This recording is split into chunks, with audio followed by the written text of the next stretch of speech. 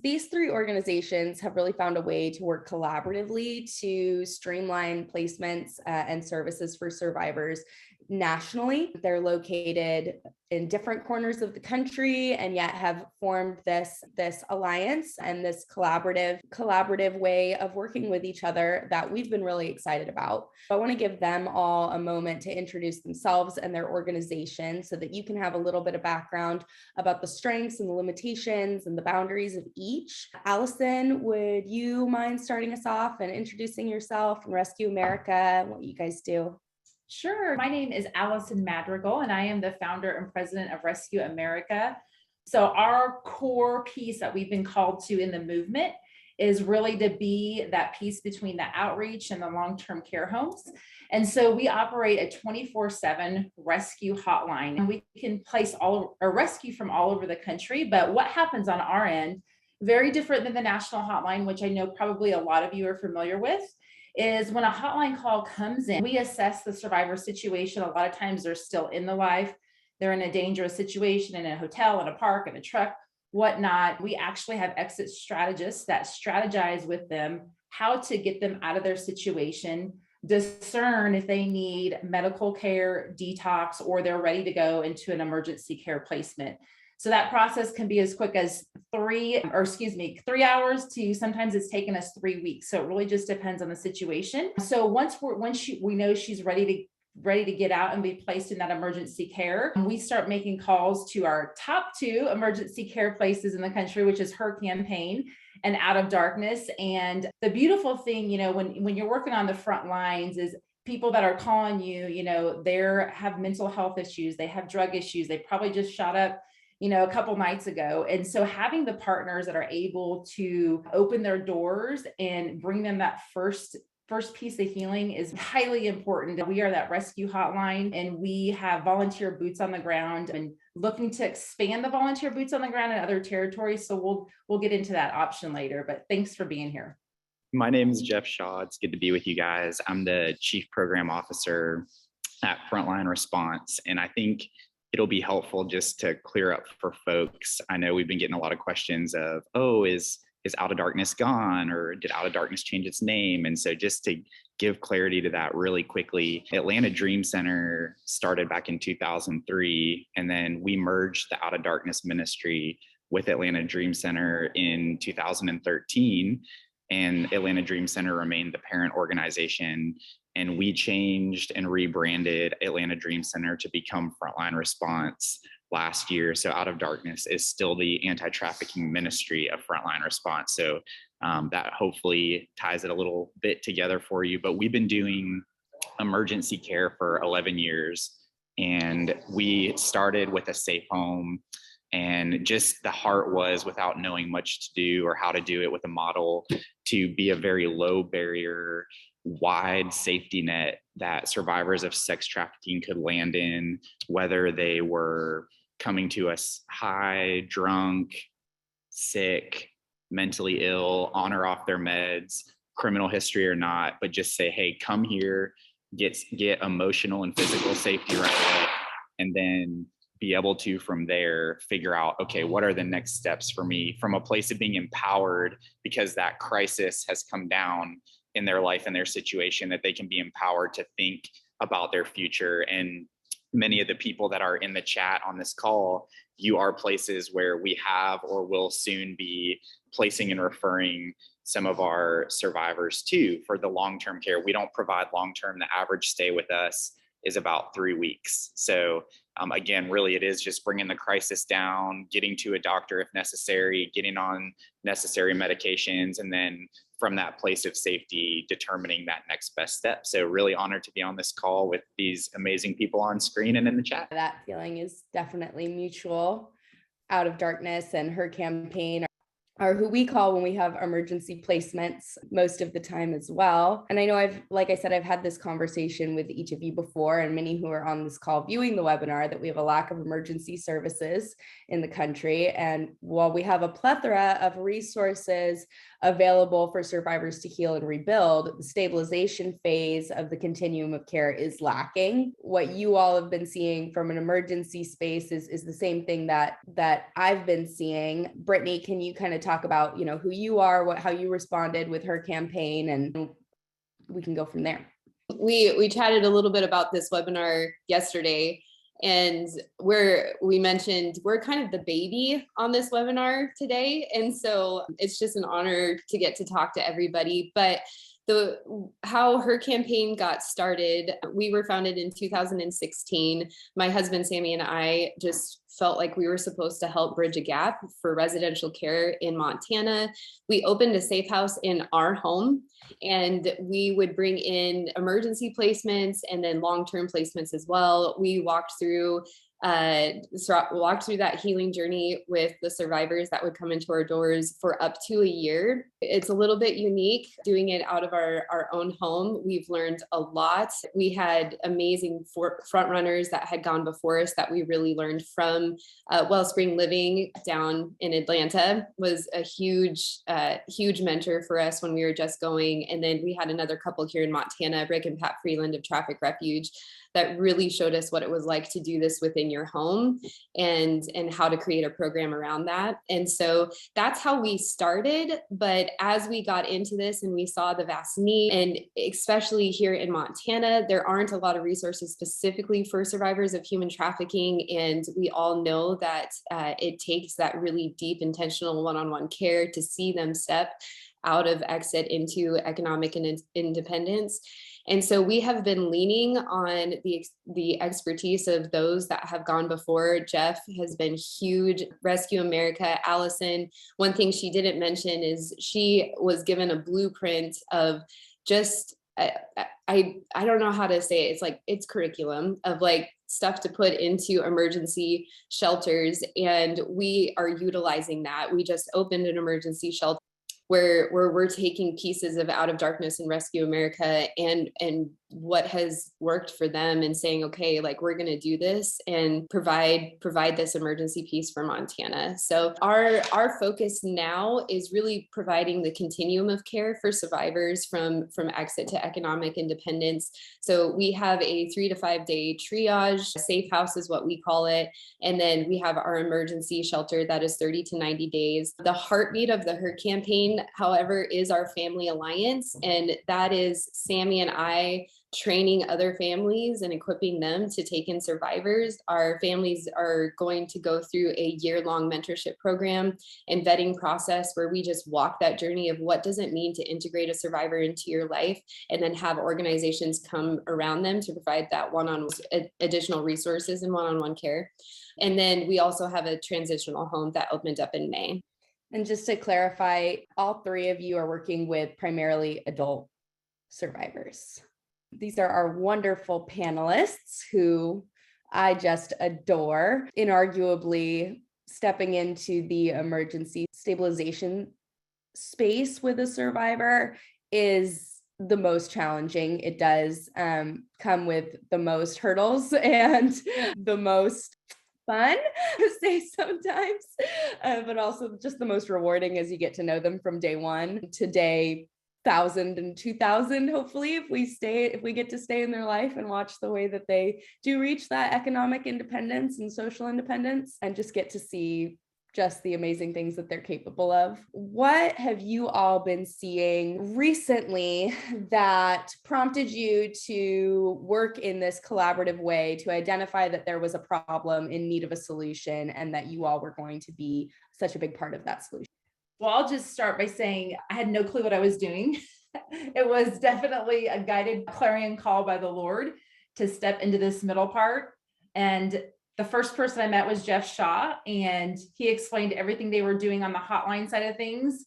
And so really it was from that Rescue America was birthed, and had no intentions of leading the organization, but God had different intentions. So it was honestly really hearing the voice of the Lord for where our position is in the landscape and being obedient to it and reaching out to those on the landscape that had gone before. So that's really our story. I think for us, kind of answering your question and one you didn't ask at the same time of why emergency care, same thing when we got involved 11 years ago, and we were meeting other people that had gone before us, primarily in the long-term care space. And then kind of determining, okay, a lot of, and many of you that represent long-term care understand this, you have to have certain parameters of how you do your work, because you're trying to maintain a stable environment for people who are 1 month into their recovery and maybe 18 months into their recovery. And so for you, taking somebody in directly off the street or from law enforcement or out of a hospital or at 2 a.m. can be very disruptive for your programming. And so our goal with emergency care was to be a buffer for you, really, where if you were the only program someone knew about and they only called you because they only knew about you, and they're sitting in a Waffle House booth and they've just run away from their boyfriend and they don't know anywhere else to call and they don't have transportation, they're asking you to come get them, and you're saying, well, that's not what we do. Like, that's not safe for us. It's not what we've prepared people to do. To say, okay, let us just hold that piece of meeting people in the midst of their crisis, providing that safe landing spot, doing a psychosocial assessment, doing a medical assessment, determining what their physical, emotional, spiritual, mental needs are, and then using that information to connect with various ones of you to say, okay, you seem like a good fit for this resident that we have right now. And then rather than her having to individually tell her story over and over and over again, if we can reduce by narrowing in on the programs that are probably going to be the best fit for her, then we can also reduce the re-traumatization that may happen. And so the partnerships are key, because if we don't know each other, like if you don't know what we do and how we do it, and we don't know what you do and what your best fit for residents are, and if we aren't having that communication, I saw a representative for Refuge on the chat that we're actually setting up a call in the next 2 weeks to work on an MOU with, so we can just clarify the relationship and the expectations for each other. I think that's where, you know, when we started, we did the hotline and rescue piece, but Allison stepped up to that.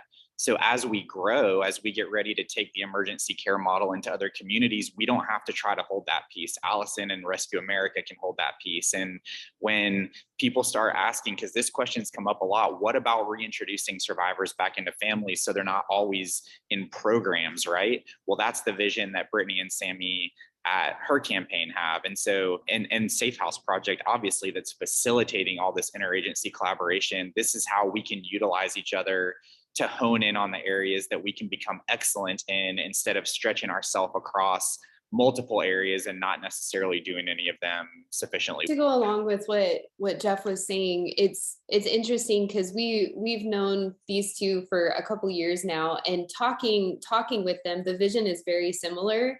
And Jeff too, when we were doing our Safe House, we were like, man, we really need a hotline to kind of streamline the calls that we're getting. So we called Jeff, and that's how we got to know Jeff. Was we're like, hey, you've done a hotline, how do we do this? And he helped us get all set up on that.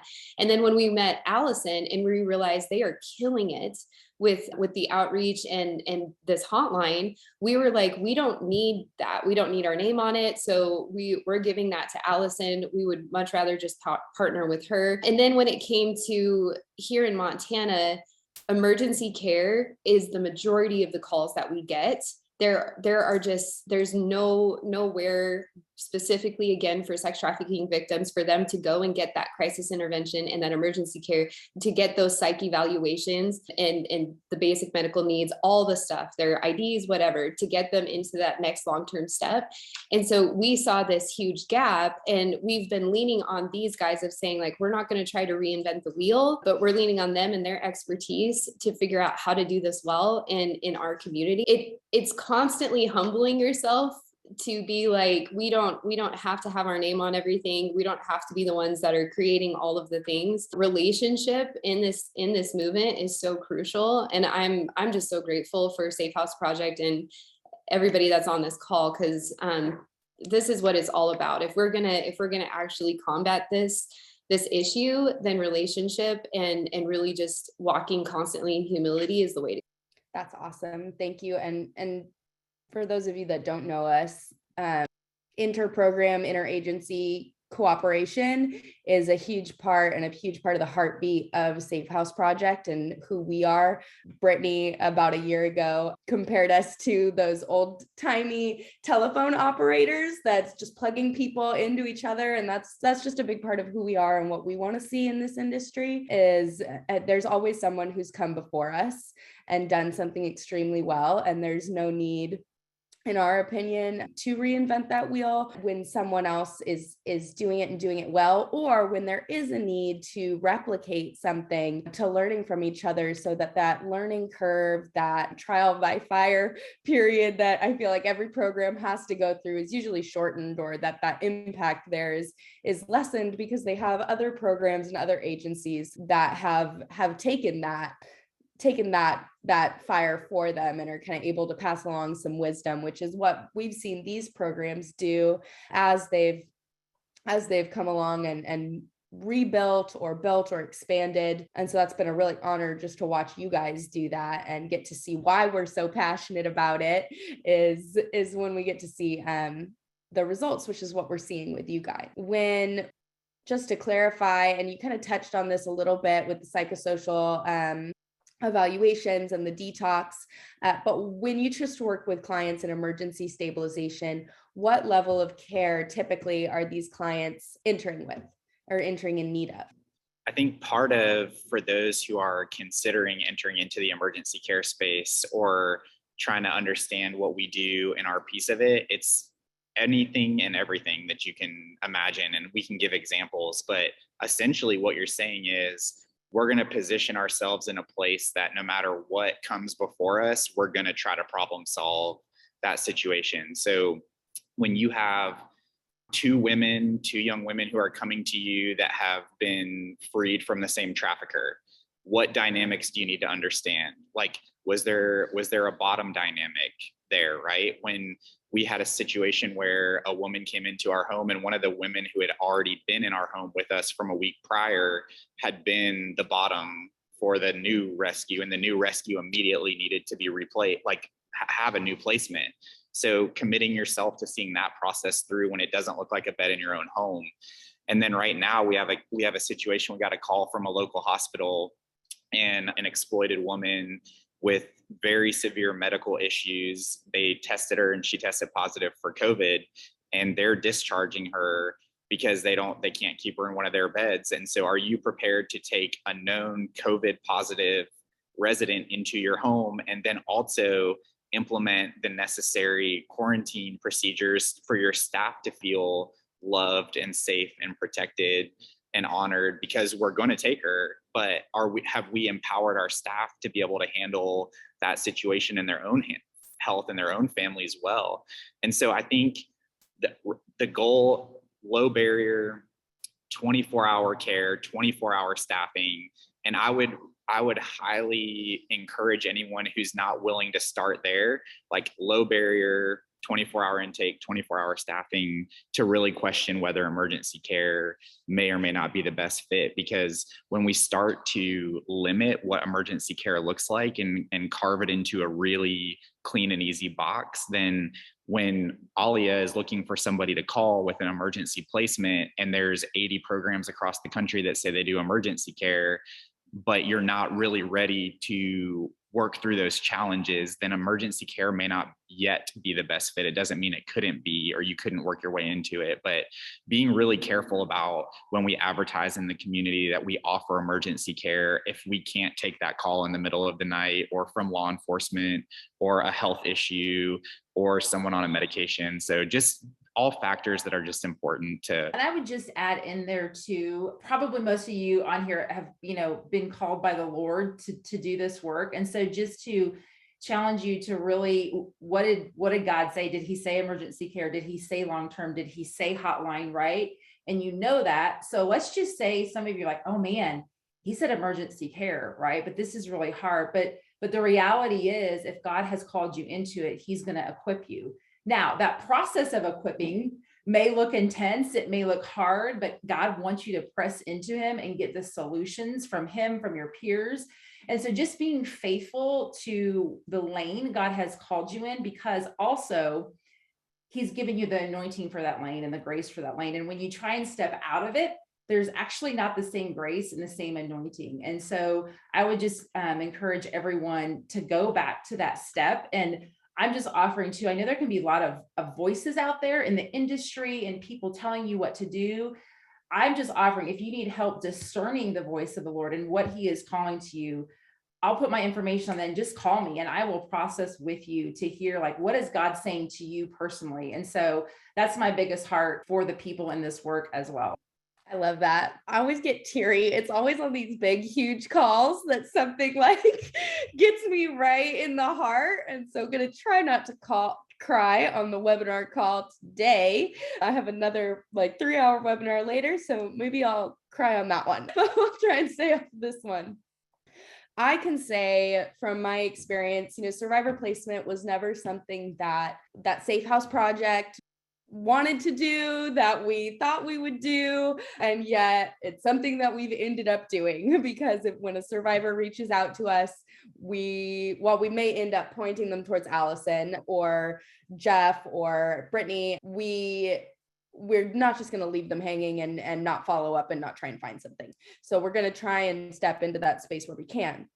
And what I've found is that it's extremely difficult to get them placed in a long-term home immediately right off the street. Those of you, you guys all know, and most of the people on the webinar know, that I'm a survivor and exited from an emergency situation. And our emergency services were not published here.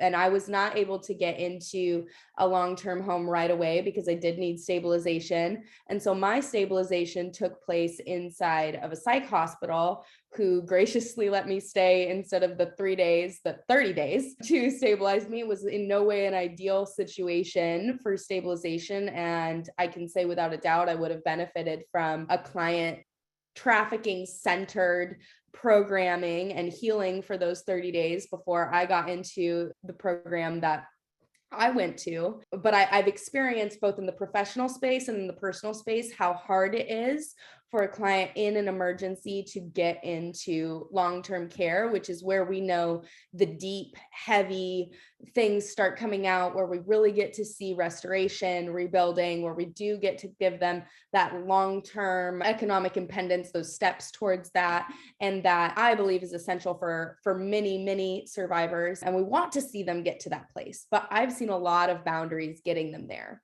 You guys have seen that trifold with the amount of referrals and intakes you've done into either Allison, your referral network, or through Jeff and Britney, you're bringing people in. What have some of those hurdles to getting clients placed into long-term restorative care programs been when that is where your client has wanted to go?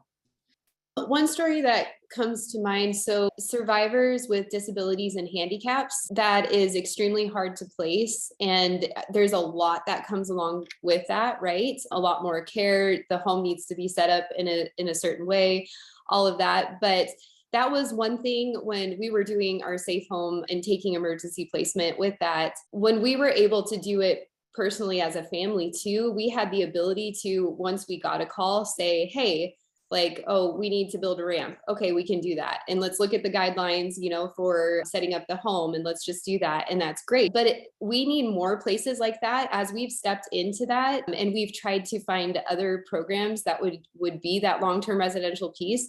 There's not a lot that we've realized. And so that's another gap that we're seeing. I agree. And one of the challenges with that is when on the emergency front, you say yes, and someone gets with you, and then you can't find an outlet on the back end, and you're not intended to be that long-term, because what happens is someone in a short-term environment and a short-term schedule, as they realize that those options are limited for them on the back end, then they become discouraged about their decision and whether this can really work for them, and whether there are really people who want to see them be successful, or maybe they were just only ever good for being in the circumstances they were in. So that's a really great example. I think thinking about mental health diagnoses that we're willing to serve. And then one thing, and I'll just start with myself and be vulnerable for us here with our program, is we're kind of re-looking at all of our criteria and the places where we feel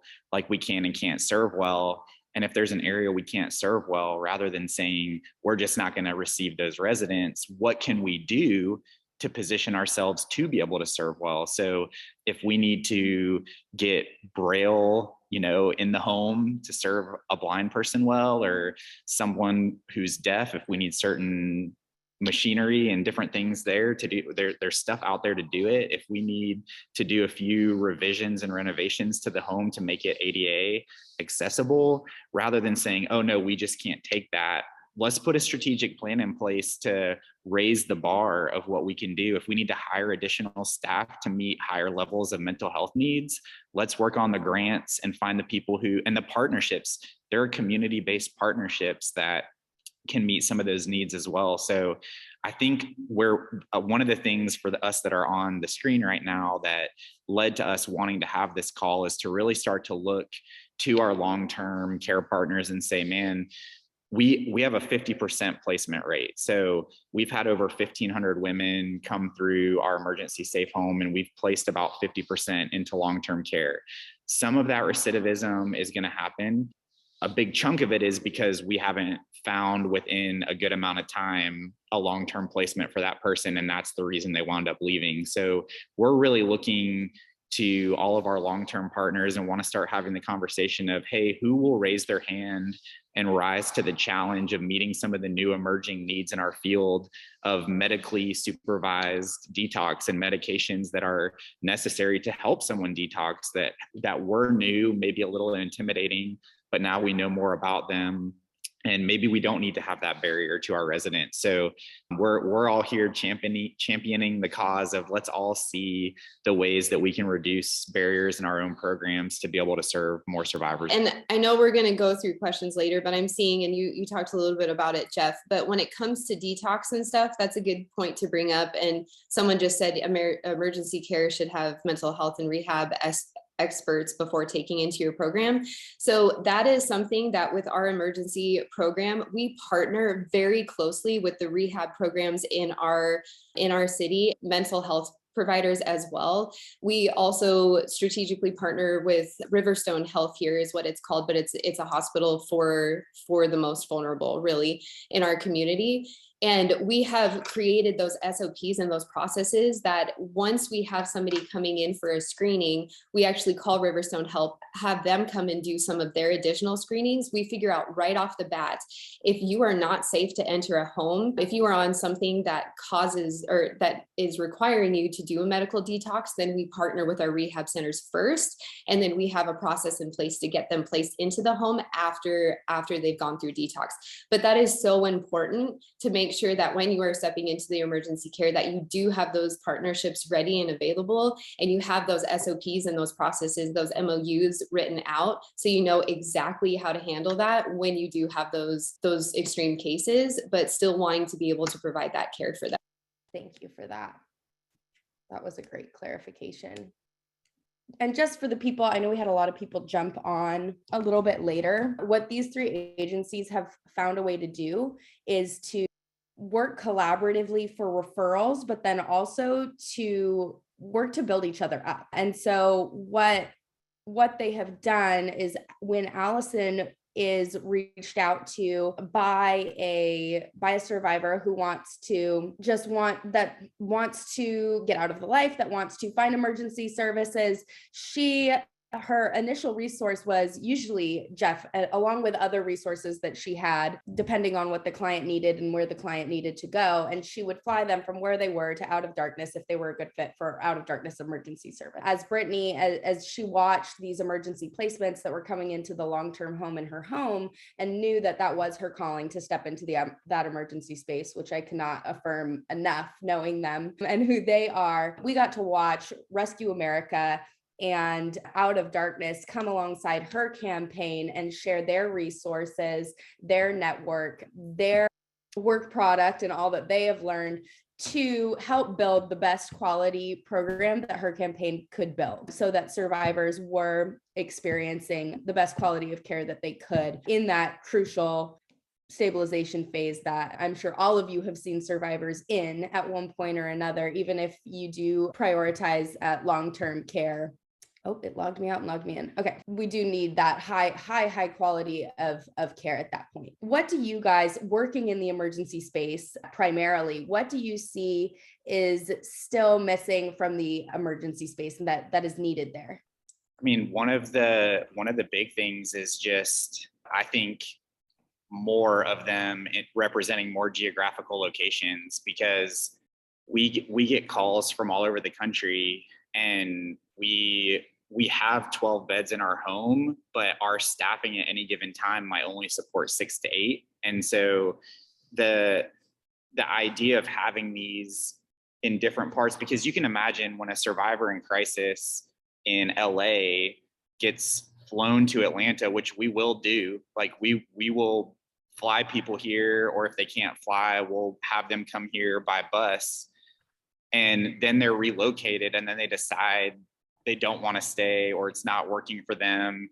Then you're in that position of, do you return them back? What are you returning them back to? Did you just create this major, cultural break because they flew from one side of the country to the other? So I think the more in emergency care that we can see these set up in different regions of the country and cut down on the amount of relocation that has to happen. Sometimes it's desirable, right? You want to move somebody as far away as possible, but that's a big one in my opinion.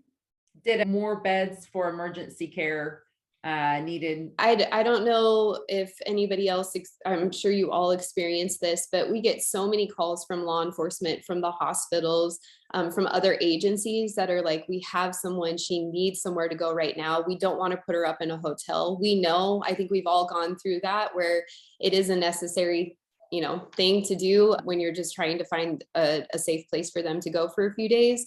But trying to bridge that gap and build those partnerships to where you're able to take in someone immediately and then provide that, like what Jeff was saying earlier, that stabilization piece, just to ensure that they can, kind of come out of that crisis mode, start to make choices for themselves, and then hopefully get them into that long-term placement. But there's such a need for this emergency care. And so going back to like what Jeff said, like you have to know that you're called to this and you're going to step into it. But I think we can all say that in our states, there is such a gap for this. So if you do feel like you're called to it, do it, resource yourself, partner with people, learn from others that have gone before you, build relationships within your community. That is something our team has been doing for the last 2 years, is really like doing this resource landscape of like, what does our community already provide? What can we outsource? What can we make sure that we bring in internally that isn't already being resourced elsewhere? Collaboration and relationship is key. Just to second what they're all saying, emergency care is such a need, I think, across the nation, right? And I've seen a couple of questions about things like Medicaid, getting someone established for Medicaid, and then also just addressing, I think, the therapeutic dynamic in emergency care, because they're kind of connected. In emergency care, we are not setting people up with long-term, like we're not starting the Medicaid process and then that person may need to leave Atlanta and go to Kentucky, right? So that's a process we really let play out in the long-term setting. Therapy is another thing. We have licensed counselors that work on emergency issues like grounding techniques and increased coping skills, increased awareness of PTSD and its symptomology. So those are the things we're focusing on, again, just to bring crisis down. But we don't start therapeutic relationships that we're only going to be a part of for a couple of weeks, and then they got to go start with another therapist and they're not even going to get barely past introductions with a therapist in an emergency care setting. So we try not to open the cans that we're not going to see all the way through. We allow a lot of those other pieces to happen within the long-term setting. Thank you, Jeff. I think that's a really good clarification for what the scope of emergency care is that it's in no way to take the place of long-term, but it's there to support a survivor to get them to the point where long-term can have the most effect and they're able to get the most out of their long-term care that is still necessary at that point. Just for about 5 minutes, the tablet put in my face, what do you all see as the greatest need from the rest of the industry to support organizations that are working with survivors and survivors in that stabilization space if they don't feel like that's where they're? I hope this answers your question, but I really think, and Jeff, you feel free to jump right in here, but partnering and building those relationships with the long-term residential piece, that when we have an emergency client, we know that that transition is going to go really well, that there's going to be like an integration that kind of is a pull away, where it's not, because we know too, transferring from program to program can be a really hard thing. You're starting to build relationship, you feel comfortable, you're gaining trust of the staff, and then all of a sudden we're like, oh, now you're going to a long-term residential placement. So I think having those strategic partnerships with emergency care and long-term residential, where you guys have built trust too, and then you're able to really pull, you know what I mean? Like integrate and pull away, where it's not so sudden. And then there's no relationship. The long-term residential care providers don't even know the people that were at the emergency shelter. They can't speak to what you went through there and whatnot. Again, just finding those strategic partnerships to really help that entire continuum of care go the way that's best suited to what the survivor needs. That was so good. I think communication in these partnerships is so important. And I really appreciate it because there's been people who've reached out to us. If our referrals to their program have gone down, I've gotten a phone call just saying, hey, is everything good? Did we do anything that kind of upset the relation? And the answer was no, but I appreciate that the thought process was reaching out, just staying in touch, not letting things get in there that aren't real, that are just misunderstandings or misconceptions. And I think also really updating one another well. It takes effort and time, but like if your long-term program no longer allows smoking, it would be great when you make that policy revision to let those of us in the emergency care space that refer to you know that revision has happened, so we can make the notes in our program profiles as well, as opposed to, hey, we've got a really great program fit for you. She really wants to keep smoking. We call you, you don't allow smoking anymore. It just avoids just the little blips in the road when we have good flows of communication with each other. And if you're concerned about something we've done, or you hear something from a survivor that, hey, I heard this, it concerned me, I wanted to follow up, please reach out to us. Like if it's true, we want to speak to it. If we need to be corrected, or if we need to do something different, we'll do that. If we need to have a conversation with a staff member, we'll do that. If what you heard wasn't true, we'll clarify it, and then you won't have to hold that concern in your mind. But that continuous flow of communication, I think, is so critical to partnerships, not just being practical, but really having longevity. I just want to say yes and yes to that. We've had lots of incidences where it was partnering this organization, we heard something or they heard something, and we came together and talked about it. We're like, that didn't happen at all, right? So there's just confusion and just stuff that gets in between that isn't even true. And so just to have the mindset of seek to understand and seek to believe the best about the partnership, and really come to the table and be willing to have the hard conversations. I know a lot of people don't like having hard conversations, but it's really not a bad thing. It's actually an opportunity to grow in unity and to grow further into relationships. That was so well put. Thank you guys so much. I do want to get us to some of the questions and answers, because I'm sure you all have seen them coming in too, and there are some great questions. The tiny person talking. I think we answered this one partially, but do either of your emergency shelters provide detox services? So I think it's important to distinguish the difference between just painful, gritted out detox and detox that could be life-threatening, right? So there's a list. If you get into emergency care, you have the list. When someone calls on the initial call, if it's Allison taking it, or if we get a call directly, we're going to find out like what are you on, what have you used, how much, how recently. And then if it's something that they're just going to have to come to the home and grit through it, we're prepared to walk through that process and make them as comfortable as possible. And if it is something that's going to require medically supervised detox, that's where the partnerships that Britney was talking about come in. We have partnerships with detox centers around us. We will transport the survivor to the detox. We will leave our card. We'll meet the social worker. We'll stay in touch during the process of the detox. And then when the individual is detoxed, if they're still wanting to come back, they'll let us know she's ready. We'll send a team to pick her up, bring her back into the safe home.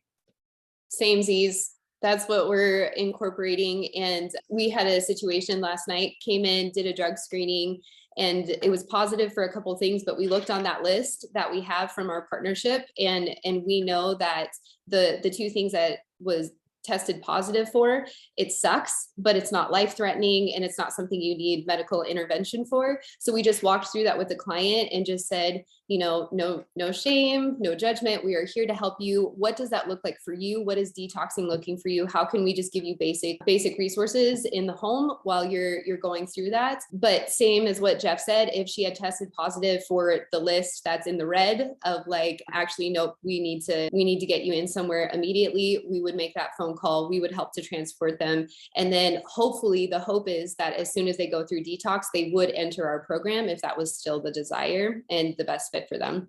Awesome.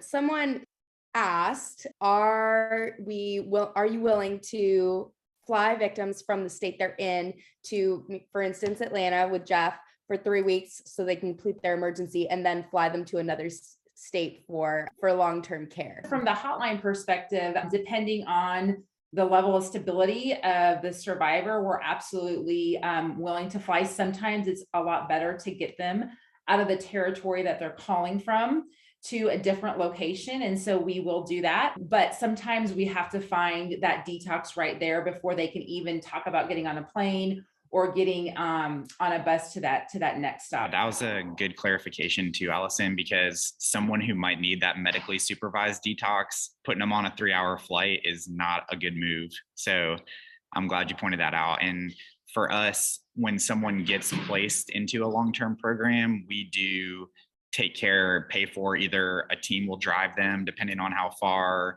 If they have the documentation to fly, if we're able to get a companion flight, we'll do that. If sometimes it does take, not the ideal, but sometimes the only option based on the legal documentation they have at the time is to take a bus. So what we'll do is we'll have someone sit with them at the bus station until they are on the bus and the bus physically drives away. And then the person from the program on the other end will be waiting. We'll give the survivor a picture, the person's name, they'll hold a sign, and they'll be waiting in that station on the other side so there's no gaps of when they get on the bus or off the bus. And I think from our perspective, or we are not a referral source like Allison is. We're not that emergency response source, but we as an organization at Safe House Project are always willing to pay for those emergency services as well. If a survivor does need to go from one state to another, whether it's for emergency care or from emergency care to long-term care, we can step into that space also, and something that we've had the opportunity to do quite a bit, especially with these organizations. But I do want to make the point that this is not this interagency collaboration is not to take the place of any other agency or referral source that you may have that is working for you. We want you to just be equipped with what else is going on out there, what's working for other agencies, so that you have all of the information about what's happening nationally, because we are fortunate enough to have that national lens and get to see things from that perspective as well, so that you're able to do whatever it is best suits your clients and their needs. So we pinned this one because it saw Britney, you'll know why. So someone might have to rephrase this question for me, but it says, do you have a need for long-term deaf placement? I believe that the Lord is leading me to this and to our residential program when it opens. Has anyone experienced this Yes, resounding yes. And man, it is like a deep root in our heart. I think everybody on this call and Safe House Projects and us, please, there needs to be more places out there. One of our survivors who she's wormed her way into our heart in ways that are just, you guys know, I'm preaching to the choir here, but we have learned so much from her. We also know that there is a wide deaf community that are victims of human trafficking, and they need places to go. They need places that have deaf community that they can get plugged into. They need places that have great interpreters on staff and no deaf culture. We get talked to all the time about deaf culture. So yes. If you feel a call to that, please do that. Thank you all, Britney, Allison, Jeff, and all of our attendees for coming and learning. And we hope to see you all again soon.